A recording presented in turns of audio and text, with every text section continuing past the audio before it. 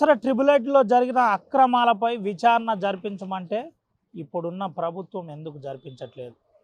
Rajiv Gandhi institute పేరుతో ఉన్న బాసర ట్రిబులైట్ని ఎందుకు కాంగ్రెస్ ప్రభుత్వం నెగ్లెక్ట్ చేస్తుంది?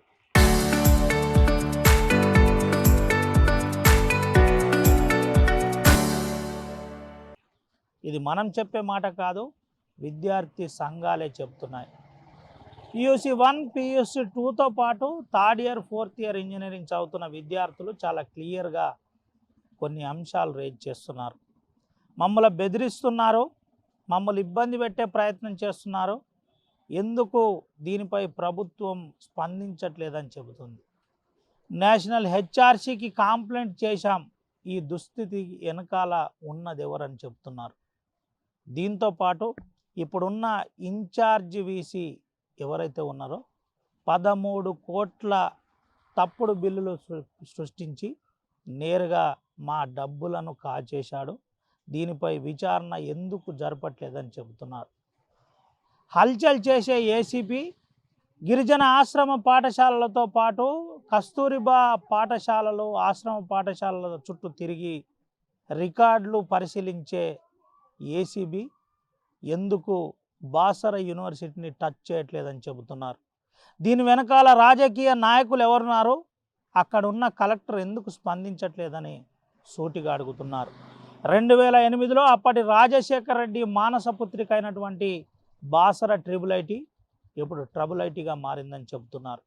2022లో ఇప్పుడున్న ముఖ్యమంత్రి, అప్పటి PCC ప్రెసిడెంట్గా ఉన్న రేవంత్ రెడ్డి నేరుగా మాకు సంఘీభావం తెలిపి మీకు మేము అండగా ఉంటాం, మా ప్రభుత్వం రాగానే మీ సమస్యలు పరిష్కరిస్తామని చెప్పారు. కానీ మాకు అన్యాయం జరిగిందని నేరుగా చెప్పినా ఇప్పటి వరకు ఎందుకు విచారణ కొనసాగట్లేదని చెబుతున్నారు. అక్కడే ఉండి పంపకాల లెక్కల మొదటి విడతలో 3 కోట్లు పంచుకున్నది ఎవరు అని సూటిగా విద్యార్థి సంఘాలు ఆరోపిస్తున్నాయి. సాక్ష్యాధారాలు మా దగ్గర ఉన్నాయి. ఏదైతే ఏజెన్సీస్ ఉన్నాయో వాళ్ళు చేసిన అక్రమాలు కూడా మా దగ్గర ఉన్నాయి. కావాలంటే మేము ఎక్కడికి రావాలో చెప్పండి, మాకు సోర్స్ ఉందని విద్యార్థి సంఘాల నాయకులు నేరుగా ట్రిబులైటీ విద్యార్థులు చెబుతున్నారు. బాసర ట్రిబులైటీలో జరుగుతున్న అక్రమాలు పాయింట్ టు పాయింట్ మా దగ్గర ఆధారాలు ఉన్నాయని విద్యార్థి సంఘాలతో పాటు అక్కడున్న ముఖ్యమైన వ్యక్తులు కొంతమంది చెబుతున్నారు. ఎన్ని కథనాలు వచ్చినా ఏదొచ్చినా మేనేజ్మెంట్ కోట కింద మేనేజ్ చేస్తున్నారు తప్ప ఎందుకు మా అంశాల్లో స్పందించట్లేదని సూటిగా అడుగుతున్నారు. జిల్లా కలెక్టర్ కనీసం ఈ జరుగుతున్న అంశాలపై కనబడట్లేదా? హైదరాబాద్లో ఆఫీస్ ఉంది కదా, హైదరాబాద్ అక్కడికే నేరుగా ACB సంస్థ అక్కడికి వెళ్ళి వెంటనే రికార్డ్స్ సీజ్ చేసి అక్రమ బిల్లులా నిజమైన బిల్లులా ఏంటి అనే కోణంలో ఎందుకు విచారణ జరిపించట్లేదని చెబుతున్నారు. అక్కడ ఎవరైతే తెలుగు ఫ్యాకల్టీ పేరుతో పనిచేసిన ఒక ముఖ్యమైన ఇంతకుముందు PRO అమ్మాయిలను హరాస్ చేశారని RTVకి నేరుగా కంప్లైంట్ చేశారు.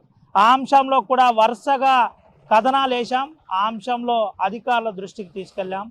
అధికారులు అక్కడున్న ASP నేరుగా విచారణ చేసి ప్రభుత్వానికి వివరణాత్మకమైన పూర్తి విశ్లేషణ చేసిన తర్వాత, ఎంక్వైరీ చేసిన తర్వాత రిపోర్ట్ పెట్టినా ఇప్పటి వరకు తనను ఆ యూనివర్సిటీ నుంచి బయటికి పంపలేదు, వేరే యూనివర్సిటీకి ట్రాన్స్ఫర్ చేయలేదు.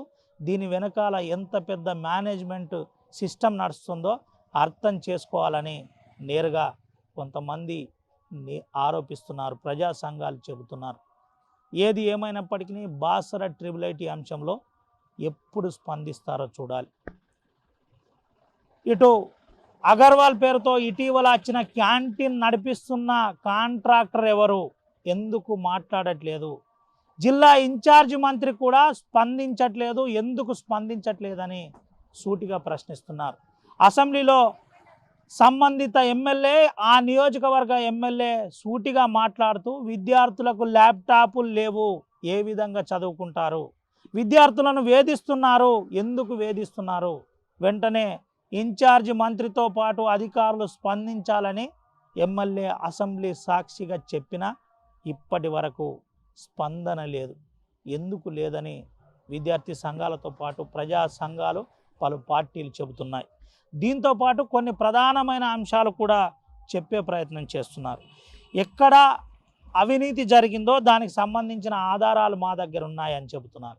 2022లో ఇప్పుడున్న మెస్సుపై కేసు నమోదైంది. అదే మెస్సు ఇప్పుడున్న గుజరాత్ పేరుతో మళ్ళీ రిజిస్ట్రేషన్ చేసి లేబర్ పత్రాలను సృష్టించి లీగల్గా చూపెడుతూ డీకోడింగ్ ఉన్న రహస్యాలు అధికారుల సహాయంతో డబ్బులు చేతులు మారాయి. చేతులు మారిన తర్వాత కొన్ని ప్రధానమైన అంశాల్లో కీలకంగా అధికారులే వ్యవహరించి టెండర్ కట్టబెట్టే ప్రయత్నం చేశారు.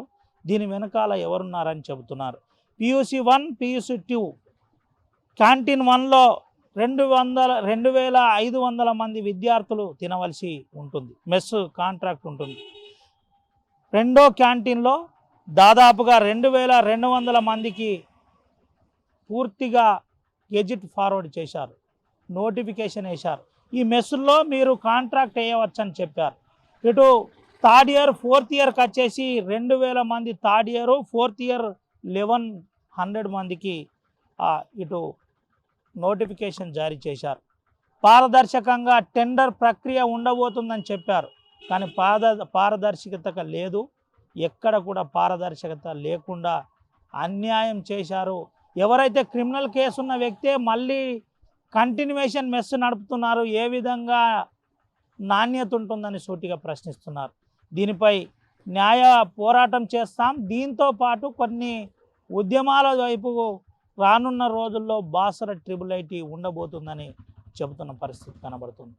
ఇప్పటికైనా సంబంధిత VC ఎవరైతే ఉన్నారో తను విద్యార్థులకు అందుబాటులో ఉంటారా, అపాయింట్మెంట్ ఇస్తారా లేదా అని సూటిగా ప్రశ్నిస్తున్నారు.